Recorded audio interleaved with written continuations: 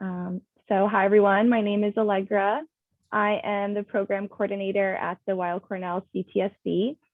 And thank you so much for joining us for our presentation today about post-COVID encephalopathy, also known as brain fog.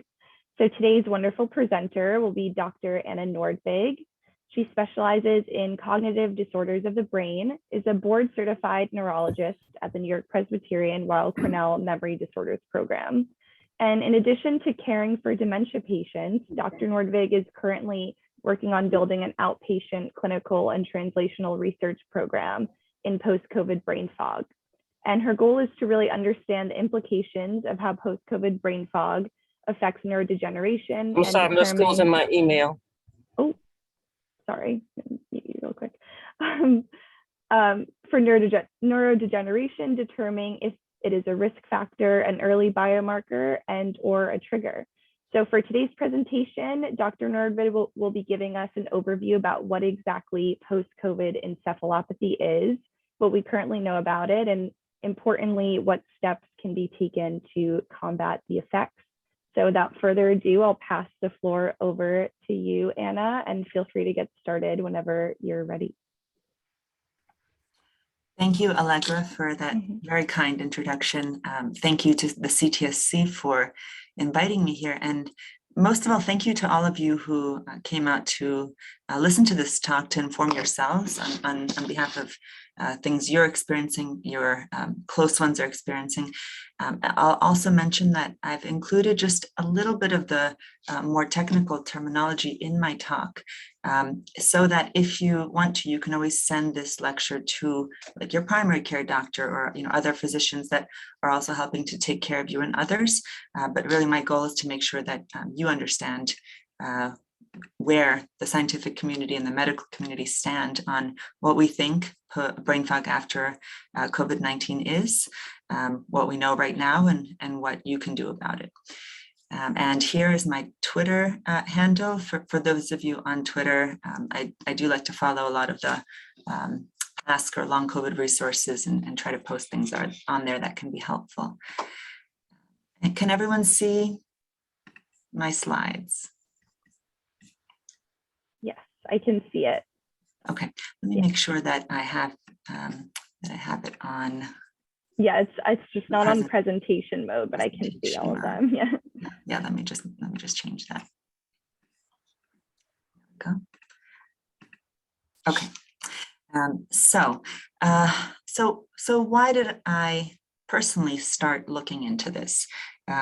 When the pandemic hit, I personally was deployed. I was working at our sister institution at Columbia at that point. I spent about a little under 2 months on service, just meeting patients who were severely ill with COVID, but who specifically had neurological problems. And I quickly realized that this was not your average common cold. This was not just a flu. So immediately after I came back to my outpatient practice, which is really how I'm based, I started seeing patients who were telling me things that I was really surprised to hear. And here are some direct quotes from what people told me when they came to memory clinic. It wasn't called brain fog clinic at that time. And these were all patients who only had mild disease. These were not the patients who were hospitalized, who I feel probably have, and we know have even worse symptoms. But these were people who were treated at home, who never even called a doctor.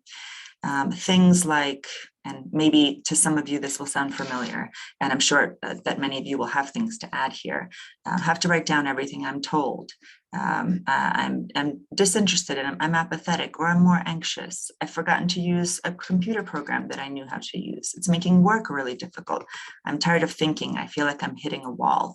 I can't find the word I want. I awaken feeling with a feeling of dread. People asking, do I have dementia? I can't function like this. My writing doesn't flow, and on and on. And really putting this together, I started to realize that we needed to understand, we needed to characterize, we needed to meet more patients like this to understand what this potentially new disease. There are many names. This condition carries many faces, many masks. I'm just going to give you some of the different things that I believe this condition has been called over time.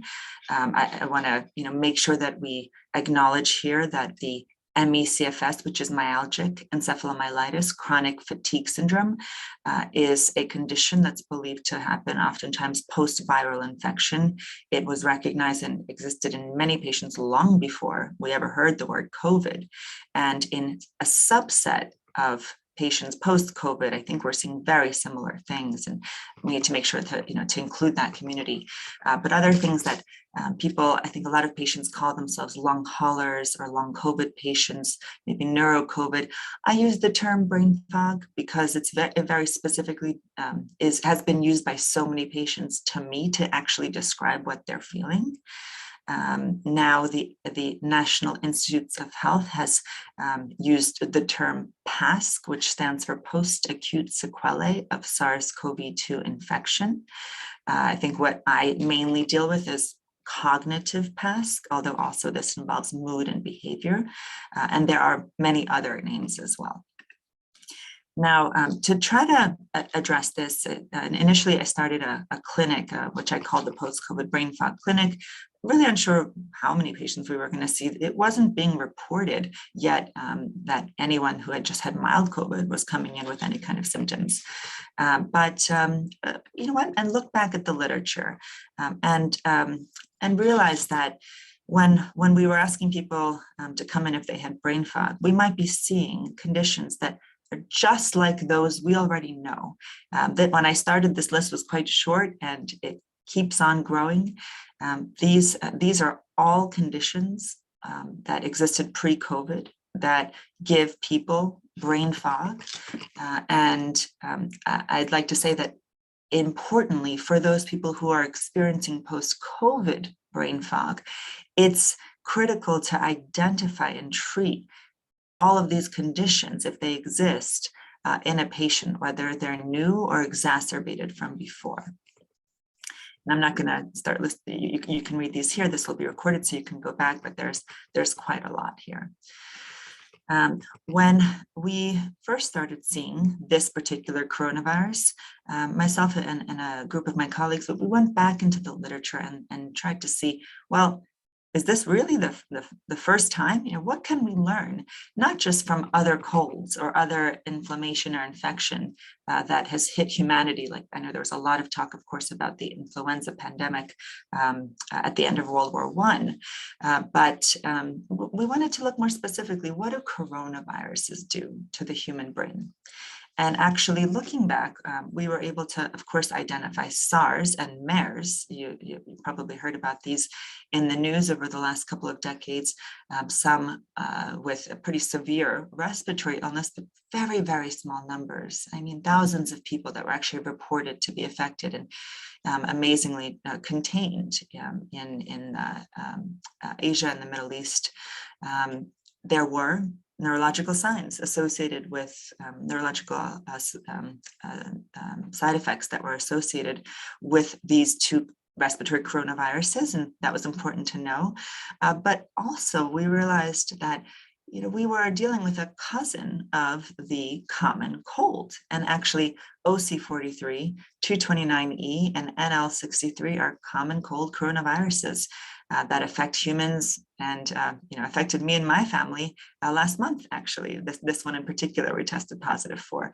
I think it makes all of us rethink actually what is truly a common cold and what is more than that. And sometimes I think we all realize we get a bit of brain fog even with the common cold or flu. And there are also some coronaviruses that only affect animals. What we started to realize based on that initial research is that lots of coronaviruses can affect the brain, but we moved quickly from this being a primarily lung-focused disease to also a brain-focused disease, and put together some literature. And some of what I'm talking to you about today is based on some of these papers that I put together with my colleagues, and also looking at brain samples of patients and families who generously donated brains after they passed away from acute COVID. Now, since since the literature has now shifted, and thankfully a lot of people are looking at long-term post-COVID effects, or PASC. We have been able to, as a research community, this is not my own original research, but a paper I really thought was beautifully illustrated, that patients who were hospitalized during acute COVID and patients who were not hospitalized during acute COVID all had symptoms throughout different organ systems, including effects on neurological and neuromuscular things, things like headaches and tremors and slowness and smell and taste, etc. You've all heard this so many times, the specific neurocognitive, I just call this the cognitive side, the thinking, the confusion, and then lots of psychological conditions as well that I think are primarily triggered in the post-COVID conditions, but it also happened in patients who did not go through a hospitalization. Now, there have been lots of different studies, small studies, including our own, that contribute, some subset of patients here and there. This really nice study just a few months ago put together many different studies, over 10,000, and they found specifically over 100 that focused on cognition and fatigue, and found that there were about 20% of patients post-COVID, about 12 weeks post-COVID, that suffered cognitive impairment, and 33% that suffered fatigue. So it's important to start getting at the true numbers here, and this is not a minor effect of COVID. We put together this little diagram, which I think it's certainly oversimplified, but just gives you a sense of the fact that this is a very drawn out illness. After the initial exposure, it can take weeks to actually fully manifest the worst of the acute symptoms. And then afterwards, there's this period where we're not sure if a patient is even harboring some additional virus, or if they've cleared it but are just suffering the post-acute effects, and eventually we think around week 12, in almost all cases, patients have cleared the virus, although there's still debate about that, and now they have post-acute COVID. And I'm going to focus my presentation mainly here, but a lot of what I talk about includes these other symptoms. So this is more for if you want to send this over to your doctors, but just so you get a sense of what are researchers actually looking at here, and how do I frame this? Well, for me, this terrible little package of this SARS-CoV-2 coronavirus, it's like a model. It's an example of a systemic inflammatory trigger, just one kind of inflammation that can hit the body. And through many different types of neurological mechanisms, like the barrier between the blood in the rest of the body and the brain becomes more permeable, more open to susceptibility, things going across, differences in oxygenation of the brain, problems with inflammation of the different nerves that come out of the brain and go to the nose or go to the heart, immune activation in the brain. We've actually found evidence now in patients who passed away from COVID, where we're seeing more than expected evidence of inflammation. These are some inflammatory cells that are surrounding a neuron that has kind of degenerated. Scientists call that neuronophagia. We're finding more evidence of this than we would expect in a patient who died, let's say, compared to someone who died of a car accident or something else. It doesn't mean that people who had the flu or other types of inflammatory infections don't also have a lot of this, but it's really the first time that we're noticing this in many studies. And what is this? What are these kind of symptoms in the brain? What do we think that they do in both acutely ill COVID patients, but also in those who thankfully never got even close to being so ill and are back to work or back to some part of their life now? It might still be this happening at a lower level and causing fluctuating symptoms of injury to the vessels, of brain inflammation, lack of blood flow, not enough oxygen and metabolism of the oxygen. These are all areas that we're studying to try to explain why COVID is persisting in patients long after the infection seems to be gone. There are lots of things that might be personal to specific patients. We call that personalized medicine, including different types of autoimmune diseases that might have been hidden, or genetic predispositions that certain patients have. That's part of the research that I'm doing as well. And the question is, well, so how does that really lead to we call it post-COVID encephalopathy. I use that pretty interchangeably with the brain fog. There's a confusion involved. There's a change in the mental state. It can be fluctuating. And what does all of this really mean? Is it a risk factor? Does it kind of is it a risk factor to maybe predict that someone's going to get some cognitive change in the future? Is it kind of like a stress test?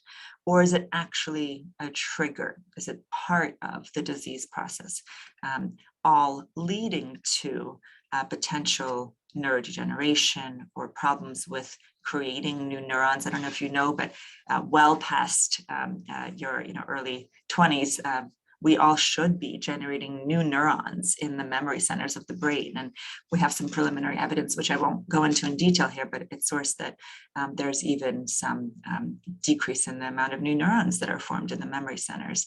And we've even found some evidence of inflammation in the spinal fluid, my group, and others at UCSF as well.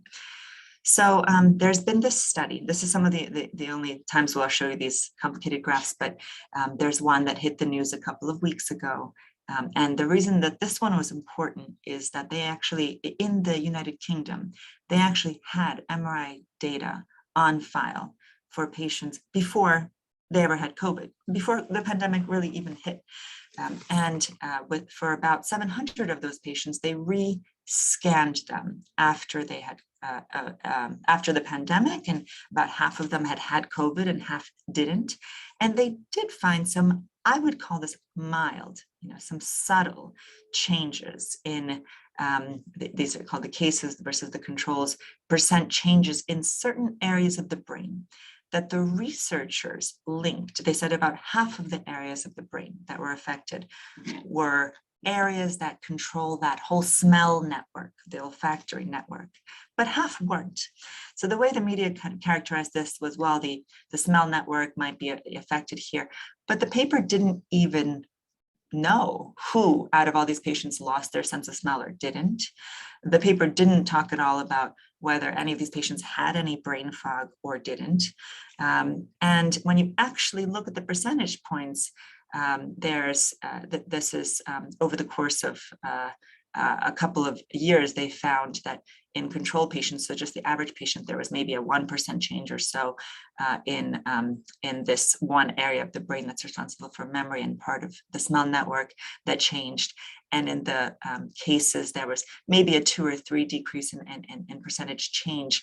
But these are really small kind of annual changes. And I would caution you from getting too worried about this data. These are still minor changes. And I know I got a lot of emails from my patients about this, but it does tell us that there's probably something changing in the brain over time, over years, post-COVID, regardless of whether someone has brain fog or not. For those that did develop brain fog, and I will actually go on to explain to you what people mean when they tell me brain fog, but a lot of that is what I mentioned to you in the very first slide. We actually looked at a small group with my collaborators over at Columbia and found that in 52 patients that we had, a lot of symptoms persisted 6 months later. The trend was in that direction for anxiety, depression, insomnia, but it was even statistically significant with trauma type related, PTSD related symptoms, 6 months in long-term follow-up. And these are mainly patients who did not have a severe hospitalization. Children are also affected, and this presentation is really meant for adults and older adults, but I will mention that children are also affected. This was a study of teenagers in the UK, almost 7,000 teenagers. 3 months after COVID, they were still reporting much increased probability of symptoms, 2 to 4 to even 8 times probability of different types of symptoms, tiredness, fatigue being the most prominent symptom. Now, in our own research, this is just the first 30 patients that I saw. I kind of put this together relatively quickly earlier on. And it's important to pay attention to who was actually coming in, who initially was coming in for treatment. I think one common myth is that brain fog really affects women a lot more. 43% of the patients who were coming in were men. Another common myth is that it's affecting, mainly younger patients, but I had a really mixed age group. And I would say that my patients were 70% Caucasian, so really not representative of Washington Heights, where I was working at the time. The patients actually, you have to look at where they were before they ever were exposed to COVID, and 73% of them were working full time. Even some of the ones who were over 60, 65 were not even retired. Only 7% reported any kind of forgetting ahead of time. And a lot of patients actually had attention deficit-like disorders. A lot of patients had pre-existing mood symptoms. And after COVID, you can see here, most of my patients were moderate patients, which essentially means that they suffered any kind of shortness of breath or respiratory lung type symptoms during COVID. I mean, that's the common cold as well. So after having COVID, and now they, on average, patients came in at least 3 months after they had COVID to my clinic. 67% had difficulty working, 10% were unable to work, only 3% remained fully working. Of course, everyone came in with brain fog, because that was what we were really saying the clinic was trying to address. All of the patients who had some attention deficit or executive function type problems before, where they couldn't plan, organize, prioritize, procrastinated a lot, all of them were worse. But their basic cognitive screening test was still normal. And yet a lot of them, almost all of my patients, reported new or worse mood symptoms. I would tell you that this needs to be updated, but there is such a fluctuation in this disease. It comes, it goes. People report that they've been cured. This is essentially each one of the 30 patients. They are in just kind of their acute illness, and then the brain fog kind of usually sets on in week 1 to 3. And people say that it's gone, and then it comes back when they overexert themselves. Some people, it did get better pretty quickly, but really some people, they were pushing onto more than a year. I have patients now who have had this for almost 2 years. And we immediately started to notice that patients were reporting a lot of other symptoms, mood, behavior. I'll get into a lot more about what this means, but lightheadedness on standing, headaches, fatigue was a big one, sleep difficulty, just imbalance, trouble with urination, libido and hormonal problems, a lot of gastrointestinal complaints, sensory problems, dryness, muscle aches, and most importantly, over 60%, it was a fluctuating disease. So, as I think some of you probably are taking notes, like, what do I do? What do I tell my close ones that they should do? Keep a list of your symptoms besides the cognitive symptoms and the memory, the attention, all those things. Also, think about all the other things that have changed in your body since you had COVID. Of course, sometimes we notice more things that in our body when we're sick that might have been there before, but your own experience is critical here. And also trying to find out from family and friends, have they noticed that you're complaining about all these symptoms more or less? And that this kind of mimics the list that I just went through, but also mentioned allergy or new sensitivities to medications or substances, and this thing called dysautonomia. And I think this is important enough that I want to highlight it. Now, not everybody post-COVID gets this. But I would say at least 40% of my patients, if not a lot more, are getting some combination of these symptoms. So I just want to draw your attention to this organization, Dysautonomia International. They have tons of fantastic resources on their website. Their founder is a dysautonomia patient who felt like there wasn't enough research, and they put together this small chart on the different types of symptoms you can get in all of your different organ systems, but even things like lightheadedness upon standing and that making it harder to walk or jump out of bed immediately is one that I see very common. Palpitations, words like POTS or postural orthostatic tachycardia syndrome, that fits into dysautonomia. Words like orthostasis, which means you get lightheaded when you stand up because you don't get enough blood flow to your head, that fits into dysautonomia. When we talk about this, it means we think COVID, it hasn't only affected the brain tissue. It hasn't only affected in some patients some of their sensation or their movement, but it's affected that third nervous system that goes through the body and controls all of your daily functioning, your heart rate, how well your gut contracts and moves along food, your immune system, all kinds of things. So, much more than brain fog, but it's all associated. And so what does this mean for patients practically? When should you see a primary care doctor who then might decide to refer you to a neurologist? Well, the first thing is, to know, what's my doctor going to ask? So if you find yourself having the different symptoms that I've already mentioned and they're not going away, it's important to keep in close touch with your primary care doctor, because they can really help identify maybe there's another organ system besides the brain that, it's actually having a big impact, like the lungs or the heart, and they need to look at that first. But they're going to ask you all these questions, and so will post-COVID clinics, especially brain fog clinics like mine, including that detailed symptom review. We'll ask you about the impact on your work, and we'll actually have you do some blood pressure and heart rate testing even at home. And we'll talk to you about what it means to even label yourself as having this disease. I mean, I recently read a study that something like 49% of patients felt like their doctor didn't take them seriously, that they had this condition. I think that's all changing. And what might you expect your doctor to check? So they might confirm your infection. They might look at lots of other blood tests. Remember that slide I showed you in the very beginning about all the other things that cause brain fog? Well, I've found that in some of my patients. Sometimes you might find a condition, even something as straightforward as an anemia, for example, that's causing the brain fog or the fatigue, or sleep apnea. They'll look at they'll try to uncover, do you have some additional autoimmune disease or inflammatory disease? They'll do studies to try to get at this dysautonomia thing I was talking about.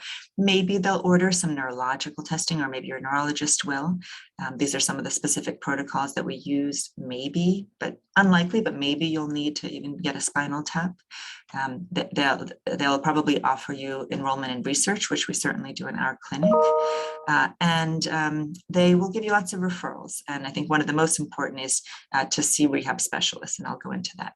Now, when should you really push for that neurology referral? When is it something that goes beyond the chronic fatigue and the dysautonomia and some of these hopefully temporary inflammatory changes in the body and the brain? Well, it's when we're looking for, is there this link to dementia or neurodegeneration or kind of a progressive condition? This is usually an older age. Sometimes if there's like a strong family history, also that's important. And if patients or if you yourself are noticing that maybe there were some pre-existing memory problems or mild forgetting or word finding difficulty, but it's gotten a lot worse. Or maybe your family member just really doesn't realize that something's wrong and is doing dangerous things like driving when you really feel like they shouldn't, leaving the water on and walking away, totally forgetting about it over and over, burning themselves on the stove. I mean, this happens in brain fog in 20-year-olds as well. But these are kind of red flags to if this keeps happening over and over. Repetitive behaviors, repeating oneself often is often a sign of memory loss. Sleep is something to pay attention to, not just if the sleep is poor, but if actually there's kicking or like really kind of scared, angry shouting in the sleep, even while the patient is actually asleep. Big changes in the hair and the handwriting sometimes give it away. Not being able to do things that you used to be able to do, like simple games and puzzles, or turning on the TV, or using the microwave, things that all of a sudden seem foreign. Or if there are these significant dysautonomia symptoms and you want to seek treatment for that. Just telling you, sometimes we order neuropsychological testing, and in our younger patients, it's not all that helpful to actually document a clear disease. This is Dr. Stephanie Assuris over at Columbia that I did this initial work with, now working with Dr. Lisa Rabden and others at Cornell. And in younger patients, and I think some of you have probably experienced this, there's the neuropsychological testing, even though it's an intense 2 to 3 hour test, kind of like an IQ test, it sometimes doesn't pick up a lot. Sometimes it might notice personal weaknesses. Whereas in our older patients, for whom actually these tests are really more designed, we do see some variable deficits in lots of these different areas of thinking and cognition. But fatigue seems to be the one that really stands out, especially in the younger population. We also, I actually encourage my patients, not everybody does this, to do this kind of test at home, where you look at your blood pressure and heart rate after you've been lying down. It's hard to do this in the office because you have to be lying down for about 20 to 30 minutes before you even start. You get a sense of what is my true, relaxed, resting blood pressure and heart rate. And then you stand up against a wall and someone else does this test for you. And you basically monitor exactly what your blood pressure and your pulse are for 10 minutes. Every minute, you take a measurement. And this is a patient who definitely had an irregular increase in their heart rate. Their blood pressure dropped as well, and they were having lots of symptoms on standing up. That suggests there might be this dysautonomia component that could be treated. Okay. But sometimes in post-COVID, it's more than just getting older. Sometimes you can't just blame normal aging. And this is just an example of a patient. Of course, I don't use any names or pictures of patients here, but this was an older gentleman. He had just mildly slowed walking. He was still getting down on the ground to play with his grandkids every day. He was still playing golf daily. And with COVID, he was one of the few that would be classified by the CDC as non-hospitalized, but severe COVID. He needed some oxygen, 3 liters of oxygen for a couple of days, but generally was doing pretty well, got discharged. And on that second week, just a really, really big shift, acute deterioration, a lot of slowing, a lot of irritability, lightheadedness, and the brain scans were abnormal. And we think he did develop probably unmasked, which means he probably had a little bit of neurodegeneration, a little more than happens in normal aging, and it got a lot worse with COVID. And this is something that I'm studying. I have many examples of this, of patients that have come in like this. And so I think this is probably a related but separate thing from just getting evaluated for a possible memory decline over time. I think COVID does something extra to the brain to trigger people who might not have triggered this quite at that time in life. This is another example, an older patient, family history of one family member with dementia, in I would say the 60 to 70 age range, so pretty young, forgetting how to do things she knew how to do. A lot of anxiety and depression that was new, completely new, not paying attention to things in front of her. The writing changed. And we look at different scans. And of course, I don't expect you to become an MRI reading wizard overnight here, but this is just an example of you look top down at the brain in an MRI. And we actually look here, the memory centers over here on this side. The memory center just looks a little bit smaller. There's more space. This dark fluid here is the space around the brain tissue, which is all here. And there's just a little more fluid and a little less tissue on this side and this side. That didn't happen overnight. There's no indication that the brain actually loses tissue so quickly. But when we actually try to look at the metabolism, this is called a PET scan over here, we find that there was decreased metabolism. And over here, when there's less red signal on this side, you can see that it means the brain's just not as energetic. The tissue is there, but it's not really acting as energetically as it should. And that suggests maybe there's an underlying neurodegenerative process, or maybe not. This patient, we checked her spinal fluid for Alzheimer's, and it came back indeterminate, suggesting that maybe what's going on is this possible inflammation that's really triggering, or some other post-COVID process that's triggering things. This is the kind of patient where it's important that she's followed by a neurologist, ideally a cognitive neurologist over time. And there are medications that we try to give to give back some of that metabolism. I see a lot of younger faces on the call here. I'll mention younger adults, and as I also mentioned before, even children and teenagers are affected as well. And these are other types of scans that we have to look at the amount of the energetics, the blood flow, the metabolism in the tissues of the brain. We have sequences here at Cornell on MRI.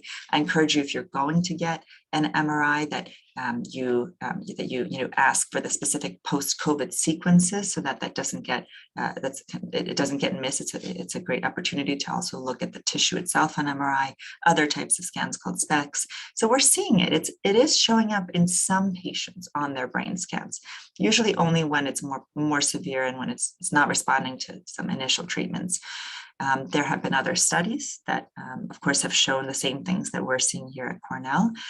This was a study out of the COVID SMI-TPSL group and out of Europe, and they showed that even 6 months after, there were small areas that still showed decrease in metabolism. This over here, for example, is one of the language centers, the area of the brain that actually helps you to, to get speech out, for example. So, it's being studied all over the world right now. What I will tell you is, for those of you who have this, you do not have a rare disease. The way that I've tried to characterize what's going on is really we before we pick treatments, there's so much detail here. There's so much nuance and granularity that we have to try to figure out, well, what kind of brain fog do you have? What other symptoms do you have? And I've started to try to group these into what I, in a kind of a simplistic way, have come up with the AEIOU acronym, A standing for more of the amnestic, which means memory, and language type syndrome. E being executive dysfunction, that means like really short-term memory, organizational capacity, attention, concentration. Sometimes a lot of patients will tell me they have memory problems, but actually on testing, this is really the bigger issue. And in my younger patients, this seems to be the more prominent issue. Sometimes I for inflection, which means maybe in some of these more rare cases, it's turning into or kind of being the point in which neurodegenerative disease actually shows up. Sometimes it's other organs that are driving the fog, like someone who has for example, a persistent pneumonia, or someone who has a lot of air trapping and isn't getting oxygen to the brain and it's really severe. Someone who has heart failure after COVID, lots of things, kidney failure. So of course we need to look at the whole body. And finally, U for unmasking of pre-existing, even if you didn't know it, but pre-existing conditions, like if you had a dysautonomia before, if you had anxiety, depression, attention deficit, migraine, all these things, autoimmunity, might be unmasked and worsened, and that might be the primary reason you're getting the brain fog. So what do I try to do? Well, honestly, because of the fact that there is so much out there right now, and the time with doctors is often it's rushed and it's limited, and it's just one viewpoint. I really encourage all my patients to get out there. There's wonderful resources. I've listed some of these here. Some of these groups are actually doing patient-led research. They're on the forefront of listing new symptoms and characterizing things that it takes scientists many months to get through the publication process and actually put out. Really importantly, focusing on adjusting your work demands, not pushing yourself too hard, applying for disability or accommodations at work to allow for lots of periods of rest and recovery. Very importantly, rehabilitation therapy, where we at Cornell have a wonderful kind of broad rehabilitation program, including cognitive and speech and occupational therapy and physical therapy and vestibular therapy, even before we reach for the medications. We're really thinking about the safety measures at home and on the road. Avoiding alcohol, which I feel in a lot of my patients worsens things a lot more than it should, and makes people have relapses for weeks on end just after a couple of drinks. And then treating all those other underlying conditions that I've mentioned before. Now, I want you to remember, in thinking about treatment, just how close. This is a kind of side view of the brain. This is deep in the brain. This is the memory center called the hippocampus. This is the amygdala, which is the kind of anxiety and fear center. Look at just how close they are. And so it's no wonder that the mood symptoms and the memory and attention and executive function, visuospatial, all those things are so closely related. And I think are both primarily affected by post-COVID. And so we treat. And so one of the first things I do is I think about how else can we treat the anxiety, depression. And after we think about psychotherapy, we think about medications, especially those that are stimulating and not so sedating, that might not only help to change the anxiety and depression and improve it, but also might stimulate blood flow to the brain and decrease neuroinflammation in a lot of studies, pre-existing studies before even COVID. Looking at the attention and treating that specifically, not only with the rehab that I talked about earlier and psychotherapy, but also even looking at borrowing from other areas to treat inattention with stimulant or non-stimulating neurological medications. There's a whole algorithm. There's a whole process of treating dysautonomia. And if you go on dysautonomiainternational.org and you seek out dysautonomia centers, they'll tell you some of these things, but they'll get a lot more detailed. But hydration, not just with water, but with electrolyte drinks. Sometimes if your blood pressure is not too high, but it's actually dropping, adding salt or salt tablets, salt formulations might help. Sometimes compression stockings, avoiding extreme temperature fluctuations, eating very small meals, not to let that blood pool in the stomach, let it continue to get to the brain. And then we also rely on prescription medications as well for this. This is just some of the, there's lots of talk about exercise programs. Some of my patients, they exercise, they get worse, but sometimes when they don't exercise, they lose muscle mass and they just over time get worse. I believe in a kind of floor-based supine Pilates type of exercise program that doesn't push patients, but keeps the vascular tone strong and keeps the circulation going as tolerated. Headaches, lots of things we can do to treat headaches specifically. Body aches, sleep difficulty. I want to caution, especially in my patients here who are over 60 or 65, to really try to avoid all of those Xanax, Valium, Ativan type or Ambien type medications because they can really kind of depress the cognitive functioning, even if they put you to sleep. And that can last, and it can even cause some worsening. This is not just post-COVID, this is in general. Adding sometimes gut formulations like a pre and probiotic might help, treating the dry eye. And working on ways to have an anti-inflammatory lifestyle and diet, stop smoking, and monitoring all those other things your doctor tells you to do for brain health, like monitoring your blood pressure, your glucose levels, your cholesterol. So to treat, we have to know what we are treating. And to kind of summarize here, not all post-COVID brain fog or encephalopathy is created equal. We phenotype, which means we find groups of patients with different symptoms that really tells us these very specific groups that need to be studied, and possibly when we're looking for curative medications, they need to get different kinds of medications. And this is a reminder of how that limbic system, the anxiety centers over here with that amygdala, is so close to the memory center that lays on top of it, and also connects into your whole frontal forebrain that controls all those mood symptoms as well, and your executive attention function. It's all interrelated, so it has to be treated together. And finally, looking for those red flags, those things that might warrant an earlier referral to a cognitive specialist and introduction of medications specifically for neurodegeneration. And I will mention to you, one of my very first patients beautifully told me very poignantly and unfortunately very sadly, this COVID, and that's, I think, even just as it was being named COVID, she said it goes for where you're the weakest and for what you care about most. And it really seems like that's been the case.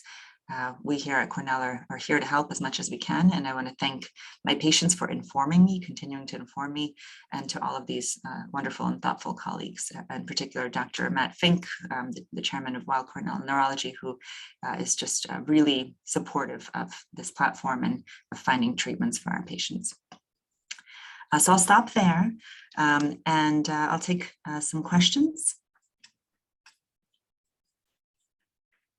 Thank you so much, Anna. That was amazing. I actually did see a question in the chat as you were going along. So someone asked, have you related this condition in Parkinson's, which have a non-motor cognitive traits similar to the symptoms that you have mentioned?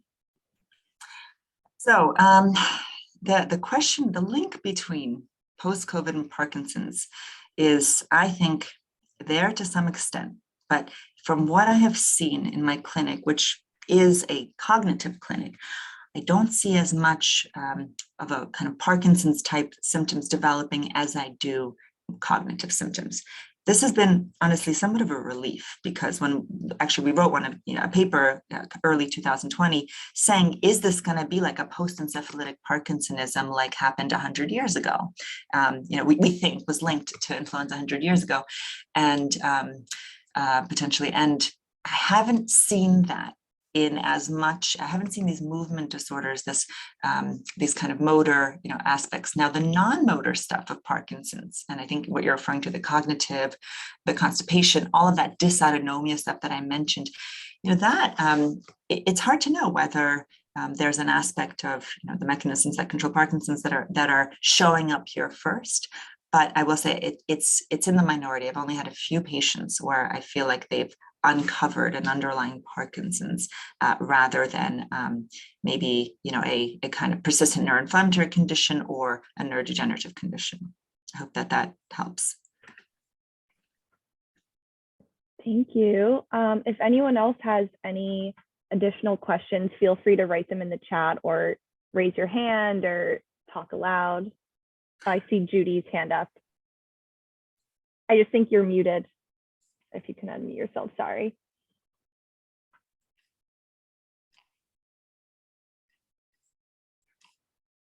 I don't know. Okay. I see a question. Yeah, okay, I got it. Okay, I was late in coming. How can I see this again? And I want to put it through with my husband who has Parkinson's. I want him to see this. Yeah, so I'm actually going to be posting the YouTube link. I'll actually do it right now. We'll be posting the full recording there and then also translating in Spanish as well. And then I can also email you any of the slides. How do I give you my email? If you want to message me separately, Yes, feel free to do that. Yeah, in the chat function. But thank you for asking. I also see. Judy, you can also, if you have access to Twitter, you can also send me a message on Twitter. No. sorry, Yeah. I'm old and FaceTime is just out of my realm. And I just learned Twitter just to use it since COVID. I'm in the same boat. So there's another question from Dr. Basel, who always asks fantastic questions, and he's asking, what are the main differences from chronic fatigue? Is that an umbrella term for post-COVID brain fog and other post-infectious syndromes? So critical question here. I think a lot of you are probably wondering this, and I did show you that slide in the beginning of the things that that post-COVID was called at the beginning, including chronic fatigue.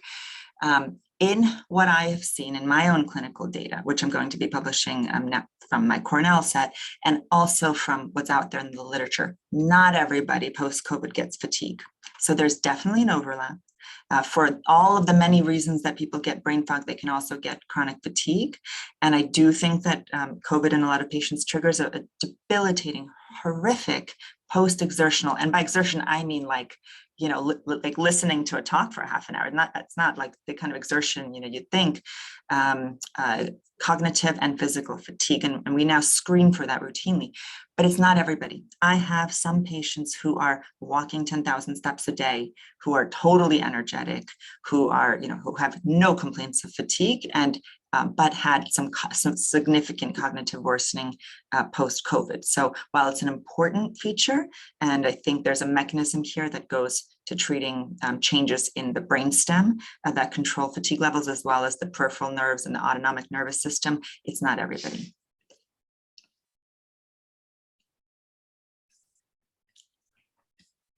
Thank you. Oh, I see another question that just came up. Someone said, could you elaborate on the meaning and symptoms of dysautonomia? Sorry. Yeah, sure. I'll, maybe I'll go back. I have this slide, and I have to tell you that if you go on DYSAUTONOMIA international.org, they just have the most wonderful patient resources. They give lots of lectures. I'm giving a talk there on July 15th at their conference. Let me just share the screen. So I'm going to just kind of reiterate. So, and this is not everybody who gets post-COVID, but it's a significant enough portion of patients. And it's something that responds to a lot of different treatments that I do harp on it. And dysautonomia can also affect patients with Parkinson's, all kinds of primary neurodegenerative conditions, dementia with Lewy body, MSA, CVD, all these other things. So I want to make sure you all understand. So the autonomic nervous system is one of the three nervous systems that kind of leaves your brain and controls things in your body. The first two being movement, motor, and the second one being sensory, so being able to feel things, and the third one being the autonomic nervous system. So some of you may not even know you have this third set of nerves, and they control all kinds of things, all the kinds of things that actually allow you to function all day long, and we owe a lot of thanks to them. And when they go wrong, and they go wrong in many different kinds of conditions, including a lot of the autoimmune, allergy, rheumatologic type conditions I mentioned before, they also go wrong even in traumatic brain injury, post-concussive syndrome.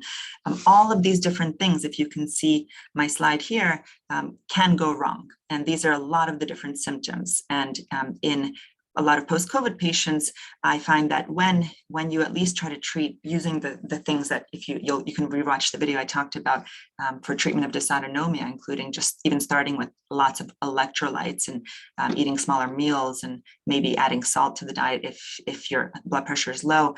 It's this people get this lightheadedness and this fainting type thing, and migraines and fatigue, and all of that might be due to the fact that the brain is somehow not getting enough blood flow or not being able to take out the nutrients it needs out of the blood flow it's getting, even though it hasn't degenerated, there isn't any loss of tissue, or there are no strokes or anything like that. But there are lots of other really unusual symptoms you wouldn't even think. And I've learned a lot from my patients and from other doctors about things like focusing your eyes could be a symptom, or feeling full really early, for example. So that's what we mean when we talk about this. Okay.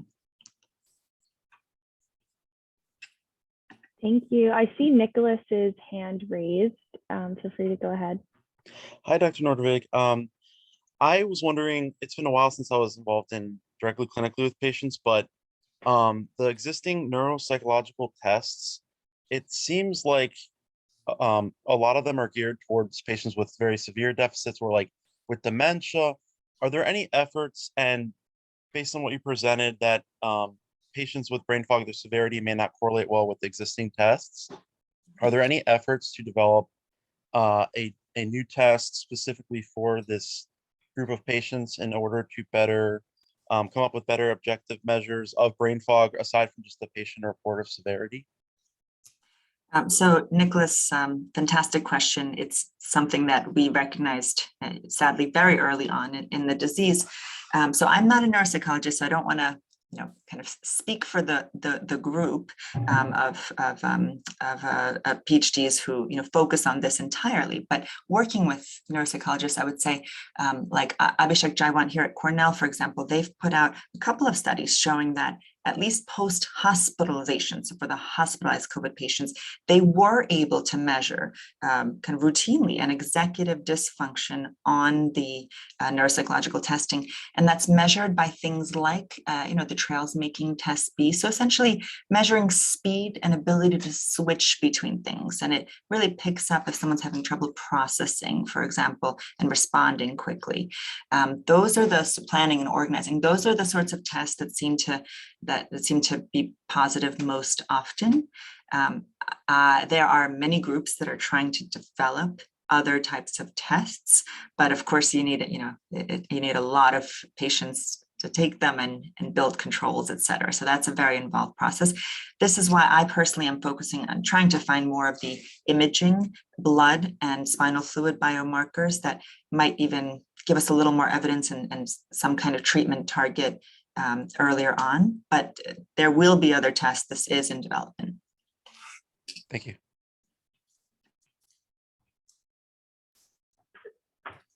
Thank you. Any additional questions?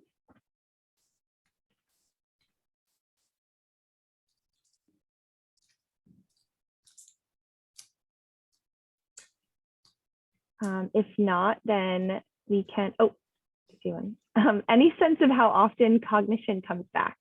Okay, so this is a question from Melissa P. Melissa, often cognition comes back. Okay, it's all a matter of the fluctuations, figuring out what are your own triggers, going through kind of everything I've just said, and actually finding, what underlying conditions, and eventually also I'm planning to do genetics, what you genetically might predispose to, and even after 2 years and lots of regressions, in most of my patients, there is a kind of a positive trend. Some patients, it's completely come back, especially when I also enroll them in our Brain Health Imaging Institute, where we can actually look for markers of neurodegenerative conditions. That's a great research program to be part of. And if that, especially if that's negative, we don't have any structural permanent injury that we're seeing. I think that there's a lot we can do. I think we're still lacking, of course, in treatments for why people fluctuate. But if you actually are fluctuating and you're having good days, that means you can have more good days with the right combination. And unfortunately, sometimes it requires trying a lot of different meds and seeing what works for you, trying a lot of different therapies, seeing what works for you, and being part of all these support groups where you can discuss this. There was a question of, are there brain fog trials at Weill Cornell that might be useful to Parkinson's disease patients specifically? So I would have to defer to my movement disorders colleagues specifically on that. I mainly see Parkinson's patients who also have cognitive disorders, and anyone that I see clinically, I do try to encourage them to enroll in my research, but we'll be applying for grants and trying to get more studies absolutely off the ground. And I would say, for that, it's focus on your dysautonomia, all those things, because that seems to be the overlap.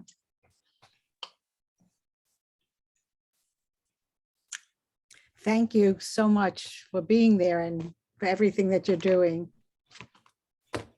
You know what? There's one thing to be a physician who kind of decides to be a physician and serve humanity and kind of in theory, and there's another thing to be living in the middle of a pandemic, seeing this condition just affect more and more and more people. Luckily now, the strains that we have going around Omicron, I'm not seeing quite as debilitating brain fog in some of my patients that are just getting it now.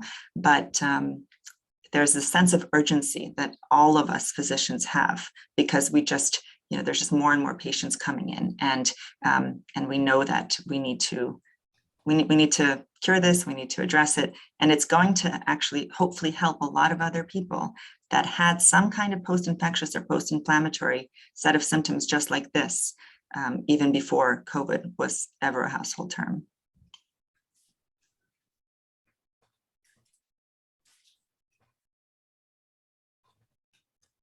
Okay, so thank you to the CTSC for having this talk. Thank you for translating it also. Yeah, of course. It was so great to hear from you. It's incredible to hear about all the work you're doing to figure out what exactly is going on and help patients. So that's very exciting. And thank you everyone for being here today. As I mentioned, I'll be posting the recording in the YouTube. I'm just going to link it again in case anyone missed it. And thank you all. If you have any other questions, feel free to email me. I'm also going to put my email and I will get back to you on that. And besides that, have a great rest of your day. Thank you again so much, Anna, for the wonderful presentation. Thank you. Thank you.